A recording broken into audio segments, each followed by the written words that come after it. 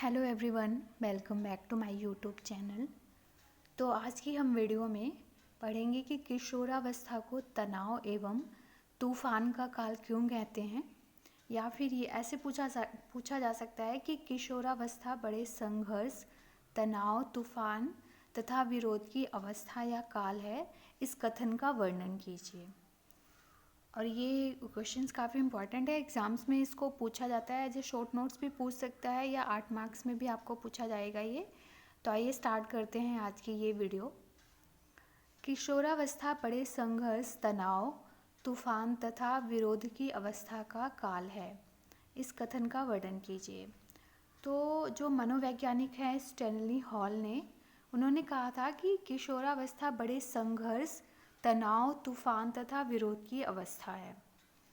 और इस स्टेटमेंट को मनोवैज्ञानिक किलपैट्रिक ने भी स्वीकार किया। उन्होंने भी ये बात कही कि इस बात पर कोई मतभेद नहीं हो सकता है कि किशोरावस्था जीवन का सबसे कठिन काल है। और इस कथन की पुष्टि के लिए उन्होंने निम्नलिखित तर्क दिए। कहने का मतलब ये है कि जो किशोरावस्था होती है उसको लगभग सभी आधुनिक मनोवैज्ञानिक ने जीवन का सबसे कठिन और एक समस्या काल के रूप में स्वीकार किया। इस काल में क्या होता है कि जो बालक बालिकाएं होते हैं वो तूफानी दौर से गुजर रहे होते हैं। अतः यह स्वाभाविक ही है कि अनेक किशोर और किशोरियां मानसिक यातनाएं, तनाव और दबाव सहन करने पड़ते हैं, और इन्हें सहन नहीं कर पाते हैं तो वो उनका जो व्यक्तित्व है वो दुर्बल या विखंडित हो जाता है। इसमें क्या होता है कि जो इस टाइम पे जो किशोरावस्था होते हैं वो काफ़ी उलझन में रहते हैं, और एक तरह का ये समस्यात्मक अवस्था भी आप इसको बोल सकते हो, राइट। अब इसके कुछ पॉइंट्स हैं वो हम देख लेते हैं। फर्स्ट है कि इस अवस्था में किशोरों में आवेग एवं संवेग में तेजी से परिवर्तन होता है, जिससे उन्हें समझना कठिन हो जाता है कि वो इस समय क्या सोच रहे हैं। उनमें क्रोध, घृणा, चिड़चिड़ापन, उदासीनता आदि बुराइयां उत्पन्न हो जाती हैं। तो कहने का मतलब ये है कि इनमें जो संवेग है वो काफ़ी तेज़ी से होता है, और जो उनको समझना एक तरह से मुश्किल हो जाता है, और कि उनके माइंड में क्या चल रहा है, वो किस तरह की बात को सोच रहे हैं या वो क्या करेंगे, इस तरह से हम उनको समझ नहीं पाते हैं। और ये रीज़न होता है कि किशोरों में क्रोध, चिड़चिड़ापन या अलग अलग तरह की बीमारियां उत्पन्न होने लगती हैं। और इस स्टेज में सबसे बड़ी बात यह है कि जो यूथ है या किशोर है वह खुद को सही और दूसरों को गलत समझता है और अपने आप को स्वतंत्र रखना चाहता है। और इस अवस्था में क्या होता है कि जिज्ञासु प्रवृत्ति भी बढ़ती है। किशोर नई नई चीज़ें सीखने आदि के लिए क्रियाशील रहता है। तो इस समय शारीरिक एवं मानसिक दोनों प्रभावित होते हैं।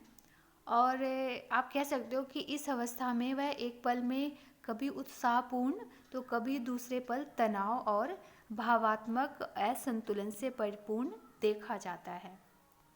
फोर्थ पॉइंट है कि इस अवस्था में आत्म प्रदर्शन की प्रवृत्ति काफ़ी प्रबल होती है, जिसके कारण किशोर के व्यवहार में उद्दंडता आ जाती है। नेक्स्ट पॉइंट इज किशोर में आत्मसम्मान के प्रति इतने सतर्क रहते हैं, वो अपने सेल्फ रेस्पेक्ट के प्रति इतने सतर्क रहते हैं कि यदि इस पर कोई चोट पहुंचाए तो वो कुछ भी करने को तैयार हो जाते हैं। मतलब कि अपराध की जो प्रवृत्ति है वो भी यहाँ से उत्पन्न होती है। और नेक्स्ट पॉइंट है कि परिवार तथा विद्यालय दोनों जगह पर, चाहे माता पिता हों या अध्यापक हों, किशोरों की भावनाओं को समझने का प्रयास नहीं करते हैं और उन्हें डांट फटकार लगाते हैं, जिससे उनका जो स्वभाव है वो विद्रोही हो जाता है।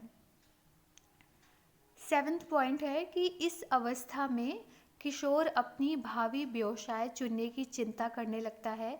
वह एक डॉक्टर या वकील या इंजीनियर आदि बनने का और उसके मतलब बनकर जीवन व्यतीत करने की कल्पना करने लगता है और तनाव या चिंताग्रस्त रहने लगता है।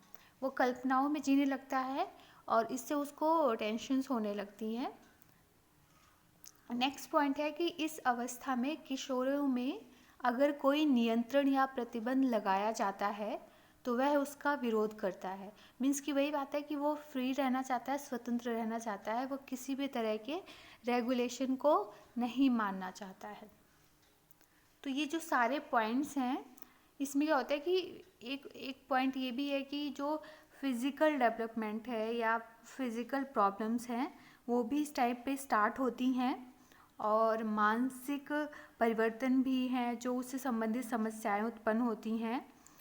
और अगर वो सपोज़ कीजिए कि अपने से बड़ों को सलाह देना चाहता है तो उसको उसकी सलाह को उचित नहीं समझा जाता है, तो ये भी एक तरह से सामंजस्य नहीं बना पाता है समाज में, और उसको आलोचनाएं भी झेलनी पड़ती हैं। तो कुछ मानसिक और भावात्मक परिस्थितियों से भी गुजरता है, शारीरिक समस्याओं से भी गुजरता है।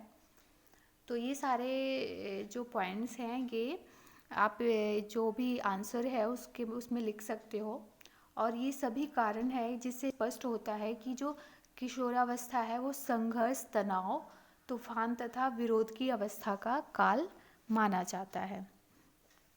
इसमें काफ़ी चेंजेस भी इनके फिजिकल डेवलपमेंट में होती हैं, इनको सोशल प्रॉब्लम्स भी आती हैं, इनको मेंटल प्रॉब्लम्स भी आती हैं, इनको वोकेशनल मतलब व्यावसायिक समस्याएं भी होती हैं।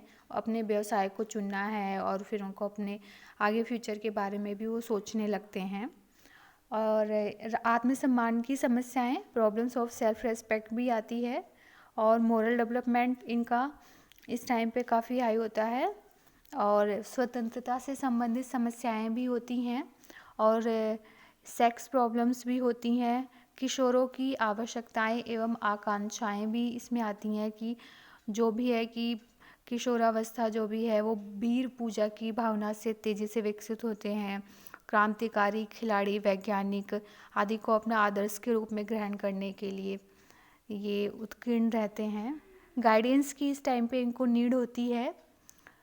तो ये जो सारे पॉइंट्स हैं इनके बेस पे आप कह सकते हो कि जो किशोरावस्था है एक समस्यात्मक यहाँ पे प्रॉब्लम्स है। किशोरावस्था की समस्याएं काफ़ी प्रबल हैं और इसको तनाव एवं तूफान का काल भी कहते हैं।